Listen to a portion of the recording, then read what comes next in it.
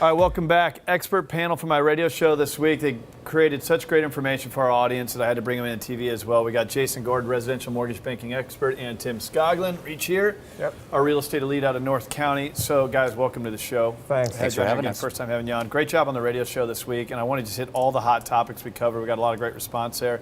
We're always encouraging people to email us with questions, so hopefully you can help me here. Let's fire one off here, guys. All right, Craig, what's the best way to find a steal on the market? This is John out of Chula Vista. I guess, Tim, I could fire this towards you. Sure. Stealing's illegal, so we can start there. But is there such thing as a steal anymore? I mean, you see a lot of these real estate companies put out foreclosure lists to try and bait people in. And yeah, is there such thing? We've got a short sale right now that we're trying to get through, and I mean they're getting, they're knocking our commission down. They're going after top dollar based on a couple of appraisals that they're getting. So it's very, very difficult, and that's why we've seen the investor erode from the marketplace somewhat, just because there's just not a spread there. Good point. And the inventory has been low for long enough that it's tough to find something that's a steal. I think you need to look long term and look at what's going to happen in the next 4 to 6, 7 years. And there's where you build in your investment. Maybe get the steal on the interest rate. You know, align with a guy like Jason who can time the market, lock your interest rate in low. You're stealing interest back from the bank. Yep. Fair enough? Fair enough. I'm a big fan of not trying to time the market. There's no way you're going to time the market. I know, it's tough. Yeah. So you can't really steal it, but I appreciate the question. I just encourage you to align with the right type of professional. We have them on the show. You can connect with them at craigsewing.com. If you have a realtor or a specific zip code that you need to find a realtor, let us know about it. We'll be happy to get you online. We've got a couple of great guys here. All right, so let's dive into the stuff we discussed on the radio show this week. It was great content. Really, I think bringing a lot of this information into the numbers. I really understand. You hear low interest rates, but what does that mean? Well, Jason can help you equate it to a payment. You guys actually educate out in the public. Speak to that real quick. Yeah, we've known each other for many years. We actually worked on a transaction together years ago, and I try to align myself with folks that know their business, are ethically sound, and spend the proper amount of time to help the consumer really understand what they're delving into. Now, did you guys meet teaching at a high school, or was this just something you both happened to do?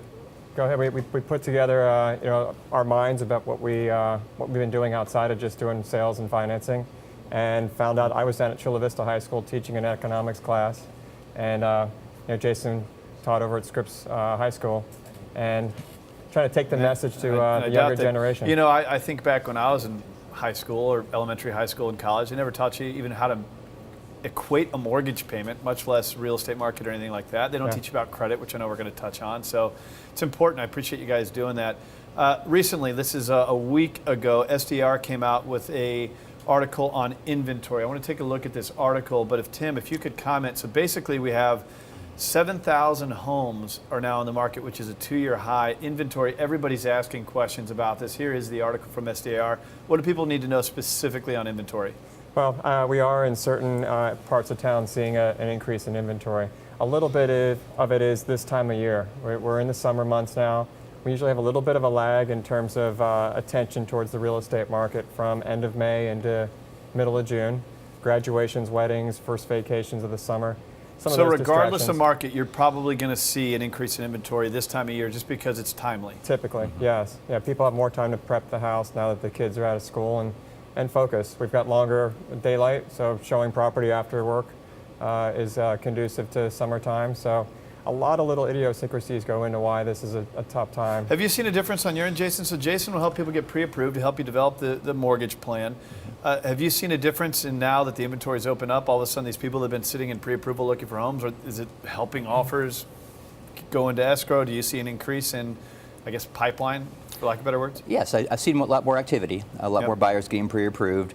The timeline between being pre-approved and them actually getting in escrow is still a bit long. What is that? What is that? I know you probably don't have this number exact, but when someone comes to you and says, hey, get me pre-approved, you do it. Mm-hmm. How long is it till that person typically goes into escrow? It depends on how realistic their expectations are. A lot of them are taking 2 or 3 weeks. Some are taking 2 or 3 months.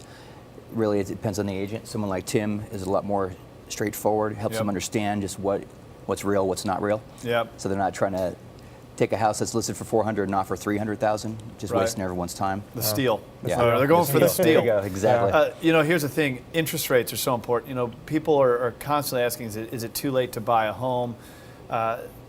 I look at it, and when you're selling something, you look at price. When you're buying something, you look at cost. Right now, we have the lowest interest rates we're probably going to see all year. I have actually a bond market image that Jason, I hope you can help me Sure. break down here. They'll pull up on the screen for us. But if you look, bond prices, where you see that peak from some of the lows, when bond prices move up, mortgage rates move down. Correct. So was it about a week or two ago, we saw the lowest mortgage rates of the year. We sure did. Now, you're not hearing about this in the media, so I don't think the consumer has been brought privy to any of this. Yeah. But this is what's happening. What happens quick? And what I always say, when there's good news for the economy, it's bad news for mortgage rates, Yeah. and vice versa. So when you're hearing the news in the media, it's often too late. Yep. It's like trying to find that hot stock that's already been bought and And sold it's twice. important to know that interest rates move with those bonds, which is kind of like trading a stock to a certain extent. So it's important to line the right way. Let's look at some of the numbers.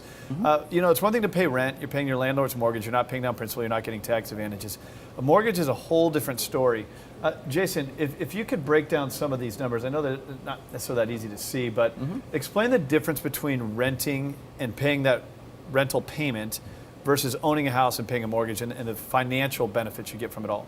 Absolutely. When you're paying rent, essentially, you're wasting money. You're actually paying, let's say you're paying $2,500 a month. It's $30,000 a year over a 5-year period. It's $150,000 that you've paid to sleep somewhere and store your stuff. There's been no equity being built, no tax benefits. When you pay a mortgage, part of your payment goes to pay principal down, so your loan amount gets smaller. So if you think about it, this is what you buy your house for. Yep. Say $500,000. You have $400,000 loan amount. This space between my hands is your equity, $100,000. Over time, your value is going down. Your loan amount's going down. Yep. Ideally, your value is going up, and that spread between your hands gets larger. Your equity, your net worth gets larger. Tim, what can you get for $500,000? Right now, median price for detached houses is right over $500,000 in San Diego. So depending on the neighborhood, smaller detached houses or condos, townhouses are a real good option for somebody looking in that price range. Yeah, well, great guys to combine with. It's so important that people realize you don't just need a realtor, right? You need Right. an excellent realtor, and that realtor needs to have a mortgage plan, an estate plan, financial plan, tax plan. So Jason, you help people get their biggest debt. Congratulations. No, I love it. A mortgage can be a financial instrument. When you build equity, it can be a leverage play. It can help you, build home equity. You can do home improvements, sweat equity. It can be money used to put your kid through college. It's so important, sure. and it's a total leverage. Yeah. You're using the other people's money, the bank's money, to control the entire asset, which is really important. That's why there's so much value in real estate. Jason, good stuff. Tim, thank you. If you want to Thanks, learn Greg. more about these guys, go to ScoglinRealestate.com.